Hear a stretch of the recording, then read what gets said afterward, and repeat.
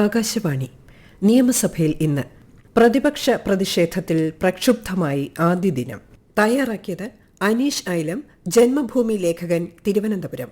അവതരണം ബിന്ദു. 15ാം നിയമസഭയുടെ 16ാം സമ്മേളനത്തിൽ ഗവർണറുടെ നയപ്രഖ്യാപനത്തിനു ശേഷം ചേർന്ന ആദ്യ ദിനത്തിൽ തന്നെ നിയമസഭ പ്രക്ഷുബ്ധമായി.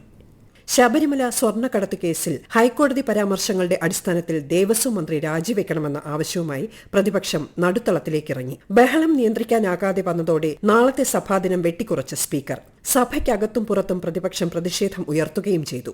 അന്തരിച്ച മുൻ അംഗങ്ങളായ വി.കെ. ഇബ്രാഹിം കുഞ്ഞ്, മുൻ എം.പി. പി.എം. മാത്യു തുടങ്ങിയവർക്ക് അനുശോചനത്തോടെയാണ് സ്പീക്കർ സഭാ നടപടികൾ ആരംഭിച്ചത്. അനുശോചനം കഴിഞ്ഞയുടൻ പ്രതിപക്ഷ നേതാവ് വി.ഡി. സതീശൻ എഴുന്നേറ്റ് ശബരിമല സ്വർണ്ണ കവർച്ചാ കേസിൽ പ്രതിപക്ഷം കഴിഞ്ഞ സഭാ സമ്മേളനത്തിൽ ആരംഭിച്ച സമരം തുടരുകയാണെന്ന് അറിയിച്ചു. 2024-25 കാലയളവിൽ ശബരിമലയിലെ കൊള്ള സംബന്ധിച്ച ഹൈക്കോടതി വിധികളിലെ പരാമർശങ്ങളിൽ നിന്നും ദേവസ്വം മന്ത്രിക്ക് ഒഴിഞ്ഞുമാറാനാകില്ലെന്നും രാജിവെക്കണമെന്നും ആവശ്യപ്പെട്ടു.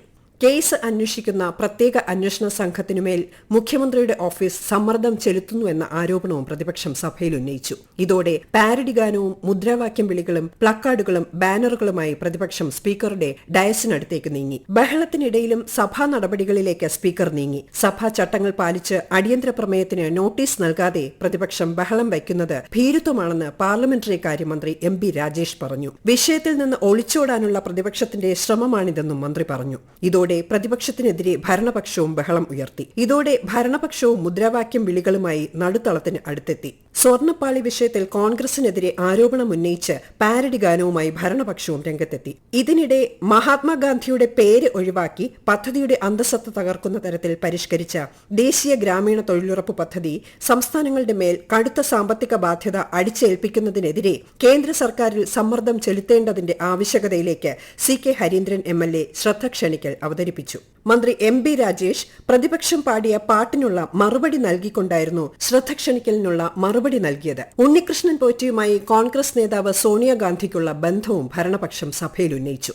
സംശയമുള്ളവർ സോണിയാഗാന്ധിയുടെ വീട്ടിൽ പോയി ചോദിക്കണമെന്ന് മന്ത്രി എം.ബി. രാജേഷ് പറഞ്ഞു. കൂടാതെ ശബരിമല സ്വർണ്ണ കവർച്ച സംബന്ധിച്ച് അടൂർ പ്രകാശ് എം.പി. അടക്കമുള്ളവരോട് കോൺഗ്രസ് ചോദിച്ചാൽ മതിയെന്നും മറുപടി കിട്ടിയില്ലെങ്കിൽ ഭരണപക്ഷം നൽകാമെന്നും മറുപടി നൽകി. പിന്നാലെ സബ്മിഷനിലേക്ക് കടന്നപ്പോൾ ഇ. ചന്ദ്രശേഖരൻ സ്കൂൾ ബസ്സുകൾക്ക് അനുവദിച്ച എം.എൽ.എമാരുടെ ആസ്തി വികസന ഫണ്ട് സംബന്ധിച്ച് വൈകുന്നത് സഭയുടെ ശ്രദ്ധയിലേക്ക് കൊണ്ടുവന്നു. പ്രതിപക്ഷ ബഹളത്തിനിടയിലും പ്രശ്നത്തിൽ ഇടപെടാമെന്ന് ധനകാര്യമന്ത്രി കെ.എൻ. ബാലഗോപാൽ ഉറപ്പു നൽകി. ഭരണപക്ഷ അംഗങ്ങൾ സബ്മിഷനിലേക്ക് കടന്നെങ്കിലും ബഹളത്തെ തുടർന്ന് മന്ത്രിമാർ മറുപടി മേശപ്പുറത്ത് വച്ചു. എന്നാൽ അധ്യാപക നിയമനത്തിൽ ഭിന്നശേഷി സംവരണം സംബന്ധിച്ചുള്ള സബ്മിഷന് മന്ത്രി ശിവൻകുട്ടി കോൺഗ്രസിന് മറുപടിയുമായാണ് എഴുന്നേറ്റത്. സോണിയാഗാന്ധിയുടെ വീട്ടിൽ സ്വർണമുണ്ടെന്നും അറസ്റ്റ് ചെയ്ത് ചോദ്യം ചെയ്യണമെന്നും ശിവൻകുട്ടി പറഞ്ഞു. പോറ്റി 2 തവണ സോണിയാഗാന്ധിയുടെ വീട്ടിൽ പോയില്ലേ എന്നും മന്ത്രി ശിവൻകുട്ടി ചോദിച്ചു.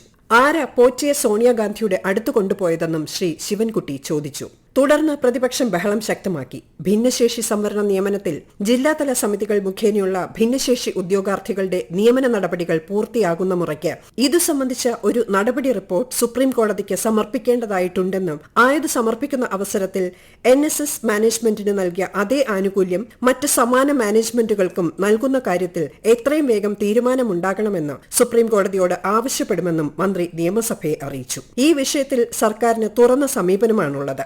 ആരുടെയും ആനുകൂല്യങ്ങൾ തടഞ്ഞുവെക്കുന്നത് സർക്കാർ നയമല്ല. അധ്യാപകർക്ക് അർഹതപ്പെട്ട ആനുകൂല്യങ്ങൾ അവർക്ക് എത്രയും വേഗം ലഭ്യമാക്കുന്നതിന് ബഹുമാനപ്പെട്ട സുപ്രീം കോടതിയിൽ നിന്ന് അനുകൂല ഉത്തരവ് ലഭ്യമാക്കുന്നതിനുള്ള സത്വര നടപടികൾ സർക്കാർ സ്വീകരിച്ചു വരികയാണെന്നും മന്ത്രി പറഞ്ഞു. അനൌദ്യോഗിക കമ്മിറ്റിയുടെ ബില്ലുകളും പ്രമേയങ്ങളും സംബന്ധിച്ച പ്രമോദ് നാരായൺ ചെയർപേഴ്സണായ കമ്മിറ്റിയുടെ 19ാമത് റിപ്പോർട്ടും സമർപ്പിച്ചു. പിന്നാലെ ഗവർണറുടെ പ്രസംഗത്തിന് നന്ദി രേഖപ്പെടുത്തുന്ന ഉപക്ഷേപം ടി.പി. രാമകൃഷ്ണൻ അവതരിപ്പിച്ചു. മന്ത്രിസഭ അംഗീകരിച്ച നയപ്രഖ്യാപനത്തിൽ ഗവർണർ മാറ്റം വരുത്തിയെന്ന് വിമർശിച്ചുകൊണ്ടായിരുന്നു നന്ദിപ്രമേയ അവതരണം. ഇതിനിടെ പ്രതിപക്ഷ ബഹളം രൂക്ഷമായി.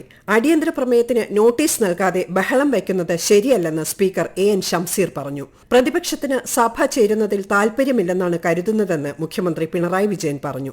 നാളെ സഭ ചേരുന്നത് ഒഴിവാക്കി ചൊവ്വാഴ്ച ചേരുന്നതാണ് നല്ലതെന്നും മുഖ്യമന്ത്രി പറഞ്ഞു. ഇതോടെ സഭ തുടങ്ങി 1 മണിക്കൂറിനുള്ളിൽ സഭ പിരിയുന്നതായി സ്പീക്കർ പ്രഖ്യാപിച്ചു. തുടർന്ന് ഇരുപക്ഷവും മുദ്രാവാക്യം വിളികളുമായി സഭയ്ക്ക് പുറത്തും പ്രതിഷേധിച്ചു. ഇനി 27-നാണ് സഭ ചേരുന്നത്. അന്നും സമരം ശക്തമാക്കാനാണ് പ്രതിപക്ഷത്തിന്റെ തീരുമാനം. ജനുവരി 29-ന് 2026-27 സാമ്പത്തിക വർഷത്തേക്കുള്ള ബജറ്റ് അവതരണവും ഫെബ്രുവരി 2, 3, 4 തീയതികളിൽ ബജറ്റിന്മേലുള്ള പൊതുചർച്ചയുമാണ് നിശ്ചയിച്ചിരിക്കുന്നത്. പ്രതിപക്ഷം സഭാ നടപടികളുമായി സഹകരിച്ചില്ലെങ്കിൽ ബജറ്റ് അവതരണം അടക്കം പ്രക്ഷുബ്ധമാകും. നിങ്ങൾ കേട്ടത് നിയമസഭയിൽ ഇന്ന്.